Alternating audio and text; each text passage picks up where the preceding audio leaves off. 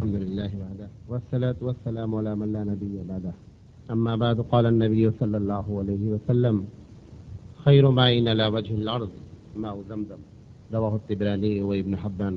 یہ زمزم کے بارے میں بڑی مشہور حدیث ہے۔ حضور اکرم صلی اللہ علیہ وسلم نے ارشاد فرمایا کہ اس زمین پر سب سے بہتر پانی زمزم کا پانی ہے۔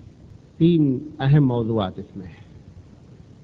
ایک تو یہ ہے کہ زمزم کی تاریخ کیا ہے، دوسری بات زمزم کی کیفیت کیا ہے، کنویں کی کیفیت کیا ہے، تیسری چیز زمزم کی فضیلت، اور آخر میں چند وہ فقہی مسائل جس میں ہم روزمرہ زمزم کے بارے میں دو چار ہوتے رہتے ہیں۔ سب سے پہلے ہم اس کی تاریخ کے بارے میں گفتگو کریں گے۔ یہ واقعہ بخاری رحمۃ اللہ علیہ نے نقل کیا ہے کہ جب حضرت ابراہیم علیہ السلام نے حضرت حاجرہ کو اس مقام پر چھوڑا جو جہاں پر آج بیت اللہ تعمیر ہے، تقریباً اس کے قریب کا علاقہ، تو جب وہ جانے لگے ابراہیم علیہ السلام چھوڑ کر، تو حضرت حاجرہ نے پوچھا کہ آپ مجھے یہاں کیوں چھوڑ رہے ہیں؟ 3 مرتبہ پوچھنے کے بعد چوتھا سوال حضرت حاجرہ خود کرتی ہیں کہ کیا یہ چھوڑنا پروردگار عالم کے حکم سے ہے؟ حضرت حاجرہ کو جواب دیا ابراہیم علیہ السلام نے کہ پروردگار عالم کا یہی حکم ہے۔ بخاری رحمۃ اللہ علیہ نقل کرتے ہیں حضرت حاجرہ کے جملے کو کہ کہا کہ تب تو اللہ تعالی ہم کو ضائع نہیں ہونے دے گا۔ بہرحال ابراہیم علیہ السلام چلے گئے، جو کچھ ان کے پاس کھانا پانی تھا وہ کچھ دن تک چلتا رہا، اس کے بعد ختم ہو گیا۔ اسماعیل علیہ السلام بہت چھوٹے سے تھے، اب ان کی پیاس کی وجہ سے اسماعیل علیہ السلام کی حالت جو ہے وہ دیگر گوں ہونے لگی۔ حاجرہ علیہ السلام نے پانی کی تلاش میں صفا مروہ کے چکر لگائے۔ بڑا مشہور واقعہ ہے۔ کچھ روایتوں میں آتا ہے کہ مروہ پہ تھیں کہ ان کو نظر آیا کہ جہاں میرا بیٹا ہے وہیں قریب میں کچھ 2-1 پرندے اڑ رہے ہیں، ایک روایت یہ آتا ہے۔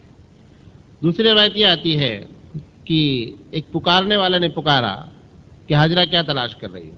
تو انہوں نے کہا کہ پانی چاہیے۔ تو یہ اپنے دامن کو اٹھا کر کے ہلاتی تھی کہ کوئی ہم کو دیکھ لے کہ میں یہاں پہاڑی پر چڑھی ہوں، اور شاید کوئی پکار لے کہ کیا پرابلم ہے، لیکن وہاں کوئی آدمی نہ آدم ذات۔ تو جب یہ آواز آئی تو حضرت حاجرہ علیہ السلام نے پوچھا تم کون ہو؟ کہا میں جبریل ہوں۔ کہا کہ یہاں کیسے آئی تم؟ کہا اللہ تعالیٰ کا یہی حکم ہے۔ تو کہا کہ پھر جب اللہ کا حکم ہے تو آپ یقین رکھیں کہ اللہ تعالیٰ آپ کو ضائع نہیں ہونے دے گا، اور اللہ تمہارے لیے کافی۔ جب یہ پلٹیں اور درمیان میں دوڑ کر کے جب مروہ کی طرف چڑھیں، کیونکہ آخری جو چڑھان تھی وہ مروہ کی تھی، جب مروہ کی طرف چڑھیں تو دیکھا کہ جہاں پہ بچہ ہے آواز کے بعد وہاں پہ پانی محسوس ہو رہا ہے، کہ پانی نظر آ رہا ہے۔ ہم کو یہ معلوم تھا اس تقریر سے پہلے بغیر تحقیق کے، مطلب بچپن سے شروع چلے آتے تھے کہ اسماعیل علیہ السلام کی ایڑی کے رگڑنے سے یہ پانی نکلا تھا۔ حالانکہ محققین کی یہ رائے ہے کہ جبریل علیہ السلام نے اپنا پر زمین پر مارا، اور مارنے کے بعد اس جگہ پر جہاں اسماعیل بیٹھے تھے وہیں سے پانی پھوٹا۔ یہ کیفیت ہو سکتی ہے کہ چونکہ بچہ، یقینی بات ہے کہ جب پیاسا رہا ہوگا تو وہ پیر رگڑ رہا ہوگا۔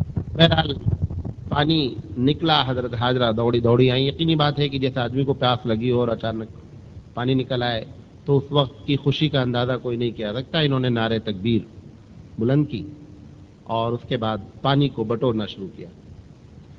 نبی کریم صلی اللہ علیہ وسلم فرماتے ہیں کہ اگر حاجرہ میری ماں پانی کو نہیں بٹورتی تو یہ اتنا بڑا دریا بنتا جس کا کہ کوئی اندازہ ہی نہیں کر سکتا تھا۔ لیکن حضرت حاجرہ ہمارے ڈر کے کہ پانی ضائع ہو جائے گا، کیونکہ ان کو ابھی کیا معلوم تھا کہ قیامت تک کا چشمہ ہے۔ بہرحال انہوں نے پانی کو چاروں طرف سے گھیرنا شروع کر دیا اور پانی ٹھہر گیا۔ بعض لوگوں کا کہنا ہے کہ زمزم لفظ کے معنی ہی ٹھہرنے کے، گرچہ تحقیق اس پر اتنی صحیح نہیں ہے، لیکن بعض لوگوں کا کہنا یہ ہے کہ یہ لفظ زمزم کے معنی ہی رک جا۔ گھبرا کر کے انہوں نے یہ جملہ کہا، جس کی وجہ سے اس کا نام ہی کیا پڑ گیا؟ زمزم پڑ گیا۔ یہ وہ تاریخ ہے جہاں سے پانی شروع ہوا۔ کچھ دن کے بعد ہی ایک قبیلہ پہاڑی کے اس جانب سے پاس ہو رہا تھا اور اس کو پانی کی ضرورت تھی، تو اس نے دیکھا کہ وہاں قریب میں کچھ پرندے جو ہے وہ اڑ رہے ہیں۔ جوہرم کا قبیلہ تھا، یمن سے آ رہا تھا، تو اس نے سوچا کہ چلو دیکھیں۔ وہ جب کیونکہ اس کو یقین کامل تھا اس علاقے سے برابر وہ پاس ہوتا رہتا تھا کہ یہاں کبھی پانی اس نے دیکھا نہیں تھا، لیکن اچانک اس نے دیکھا کہ یہاں پرندے اڑ رہے ہیں تو اس کو محسوس ہوا کہ شاید یہاں پانی ہے۔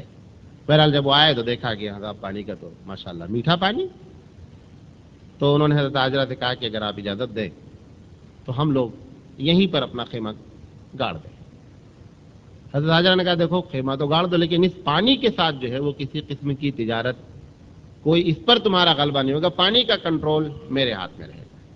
انہوں نے قبول کر لیا اور قبیلہ وہیں، تو گویا یہ سب سے پہلا قبیلہ تھا جو آ کر کے مکے میں آباد ہوا، اور اسی قبیلے سے حضرت اسماعیل علیہ السلام کی شادی ہوئی۔ کچھ دن کے بعد، کچھ دن سے مراد کم سے کم 700-800 سال تک یہ معاملہ یوں ہی چلتا رہا، اور اس کے بعد اس قبیلے والوں نے شرارت شروع کر دی پانی کے سلسلے میں۔ بطور عذاب کے پروردگار عالم نے اس پانی کو نیچے کر دیا اور اس طرح سے نیچے ہوا کہ پانی کا کنواں ہی جو ہے وہ لاپتہ ہو گیا۔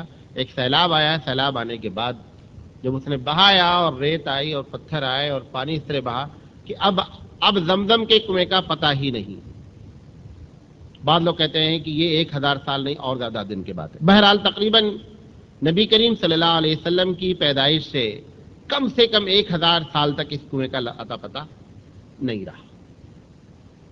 حضرت عبد المطلب نبی کریم صلی اللہ علیہ وسلم کے دادا جان نے خواب دیکھا کہ خواب میں کوئی کہنے والا کہہ رہا ہے کہ آپ اس زمزم کی جس کے بارے میں آپ لوگ سنتے چلے آ رہے ہیں کہ یہاں پر ایک قبیلہ آباد ہوا تھا، لڑائی ہوئی، آپ زمزم کو تلاش کریں۔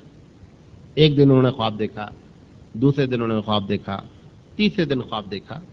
تیسرے دن جو خواب دیکھا تو انہوں نے اس خواب میں نشانی یہ بتائی گئی کہ جب تم اس پانی کو تلاش کرنے جاؤ گے تو اس جگہ پہ تلاش کرنا جہاں پر تمہارے پہنچنے پر چند کوے جو ہے وہ کھود رہے ہوں گے۔ خیر عبد المطلب وہاں آئے اور دیکھا کہ کوے کچھ کھود رہے ہیں۔ انہوں نے اس کے اطراف و اکناف میں کھودنا تھوڑا ہی کھودا تھا کہ ان کو یہ محسوس ہو گیا کہ یہاں پر پانی ہے، نمی محسوس ہونے لگی۔ جیسے ہی ان کو نمی محسوس ہوئی قریش کے سارے لوگ آ گئے، کہا ہمارے دادا بھی اسماعیل ہیں، اگر تمہارے دادا اسماعیل ہے تو ہمارے دادا بھی اسماعیل ہیں، لہذا ہم کو بھی اس کی کھدائی میں شریک کیا جائے۔ عبد المطلب نے کہا صاحب نہیں، ہم اس کھدائی میں آپ کو شریک نہیں کریں گے، ہاں پانی کے استعمال میں آپ برابر کے شریک ہوں گے۔ اس وقت ان کی ایک ہی اولاد تھی عبد المطلب کی، غالباً حارث ان کا نام تھا، یہ پہلے لڑکے تھے۔ اسی پر یہ قسم کھائی تھی انہوں نے، کیونکہ یہ لوگ جو قریش کے لوگ جب ان پر چڑھے تو یہ لاٹھی میں کمزور ہو گئے۔ کون؟ عبد المطلب۔ عبد المطلب نے اس وقت دعا کی کہ اگر آج بھی میرے پاس 10-12 لڑکے ہوتے تو ہم آج ان کو مزہ چکھا دیتے، اور انہوں نے اس وقت یہ نیت کی کہ اگر یہ مجھے 10 لڑکے ہو گئے اور یہ پانی کھد گیا تو ہم اپنی ایک اولاد کو، ایک لڑکے کو اللہ کے راستے میں ذبح کر دیں گے۔ یہ اسی وقت کا یہ واقعہ ہے۔ حضرت عبد المطلب نے شریک نہیں کیا، پانی نکل آیا۔ بہرحال پانی نکلنے کے بعد اس میں لڑائی شروع ہو گئی۔ عبد المطلب بہت سمجھاتے رہے، معاملہ جو ہے وہ پیچیدہ ہو گیا، اور قریش کے سارے سردار نے آ کر عبد المطلب سے کہا کہ بھائی ایسا کرو کہ اس کو کسی صاحب الرائے کے پاس اس کیس کو رکھو، یا کسی مذہبی آدمی کے پاس اس کیس کو رکھو جو اس میں فیصلہ کرے کہ ہمارا اس میں کتنا حق ہے پانی میں۔ انہوں نے کہا ٹھیک ہے، جس کو آپ لوگ سمجھیں۔ تو حجاز اور شام کے بیچ میں ایک بہت بڑی کاہنہ رہتی تھی، اس کے بارے میں یہ تھا کہ اس کو جن آتے ہیں۔ تو یہ ہوا کہ ان لوگوں کا عقیدہ تھا کہ اس کا فیصلہ بڑا ہی صحیح ہوتا ہے، تو دونوں نے طے کیا کہ ہم لوگ وہاں جائیں گے اور جا کر کے فیصلہ کرائیں گے۔ عبد المطلب نے کہا ٹھیک ہے۔ عبد المطلب اور قریش کے تقریباً 11 یا 12 آدمی ایک ساتھ نکلے اس فیصلے کے لیے۔ درمیان میں جس ریگستان سے پاس ہو رہے تھے وہاں پر عبد المطلب کے ساتھ جو 4-5 لوگ تھے، ان لوگوں کا پانی ختم ہو گیا، اور انہوں نے قریش کے لوگوں سے کہا کہ صاحب آپ لوگ میری مدد کریں ورنہ ہم لوگ تو اس ریگستان کو کراس ہی نہیں کر پائیں گے۔ انہوں نے کہا تھا ہم آپ کو پانی وانی نہیں دیں گے۔ صورتحال بڑی سنگین ہو گئی، کئی میل کا یہ ریگستان تھا اور پانی جو ہے وہ ایک دم ختم ہو گیا تھا۔ عبد المطلب نے لوگوں سے کہا کہ بھئی ایسا ہے کہ سب لوگ اپنے رب سے دعا کرو، پانی نہیں نکلا اور ان کے لیے اب سفر دشوار ہو گیا۔ تو ایک روایت پہ آتا ہے کہ عبد المطلب نے کہا کہ بھئی ایسا لگ رہا ہے کہ ہم لوگ تو اب اس ریگستان میں ہی ہماری موت ہو جائے گی، تو بہتر یہ کہ ابھی کچھ طاقت ہے، ہر آدمی اپنی اپنی قبر کھود لے۔ کیونکہ اگر سب لوگ مر جائیں گے تو کون گاڑے گا؟ بہتر یہ کہ اگر گڑھا رہا تو جو پہلے مرا دوسرا اس میں ڈال تو سکتا ہے، لہذا ہر آدمی اپنی اپنی قبر کھودے۔ مولانا نے لکھا ہے کہ وہ قبر کھود کر اب اپنی موت کا انتظار کر رہے ہیں اور پانی چلنے کی طاقت نہیں ہے۔ عبد المطلب نے کہا کہ یہ کتنی بڑی نامردی کی بات ہے کہ ہم موت کا بیٹھے ہوئے انتظار کر رہے ہیں، بہتر یہ ہے کہ ہم جتنا چل سکتے ہیں چلیں، ہو سکتا ہے اللہ تعالیٰ کوئی راستہ حرکت میں برکت ہو جائے اور نکلے۔ عبد المطلب نے کہا کچھ کرو، نکلے۔ عبد المطلب نے جب اپنے اونٹ کو اٹھایا، اس اونٹ کے نیچے چشمہ نکل آیا۔ جب چشمہ نکل آیا تو ان لوگوں نے، اب یقینی بات ہے کہ جو آدمی اپنے موت کا انتظار کر رہا، وہاں پانی نکل آیا، بہرحال میٹھا پانی نکلا، پانی پینا شروع کیا، اور ان لوگوں کو بھی بلایا جن لوگوں نے پانی نہیں دیا تھا کہ بابو آؤ تم لوگ پانی لے لو، تمہارا بھی پانی ختم کے قریب ہے۔ خیر وہ لوگ بھی آئے، خوب پانی لیے ہوئے۔ اس میں سے جو سنجیدہ شخص تھا اس نے کہا صاحب ایسا ہے کہ اب ہم کو اس کائنہ کے پاس جانے کی کوئی ضرورت نہیں ہے، اللہ نے یہ نشانی دکھلا دی کہ عبد المطلب حق پر ہے۔ جب اس جگہ پر پانی عبد المطلب کو پروردگار عالم نے میسر کر دیا، لہذا ہم عبد المطلب کی بات مانتے ہیں، صاحب جیسے تم چاہو ویسے زمزم کو استعمال کرو۔ لہذا یہ سفر کاہنہ کے پاس جانے کے بجائے پھر بیت اللہ کی طرف پلٹ آیا۔ حضرت عبد المطلب کے اس کھدائی کے بعد سے لے کر آج تک یہ زمزم کا پانی جاری اور ساری، یہ اس کی مختصر تاریخ ہے۔